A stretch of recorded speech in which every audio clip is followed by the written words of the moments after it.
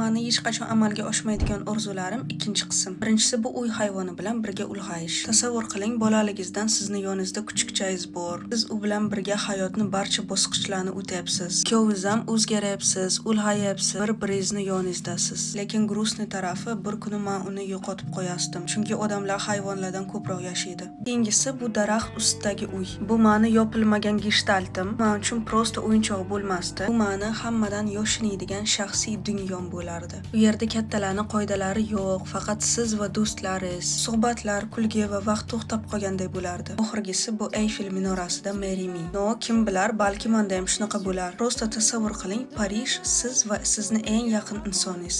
Menimcha hamma shunaqa Mary Me xohlaydi, lekin status uchun emas, balki atmosferasi uchun. Chunki bu yerda o'zingizni xuddi filmda his qilasiz. Siz fransuzskiy kruassan, ekler tatib ko'rdingiz, qahva ichib o'tiribsiz va bu yerda bats и taklif.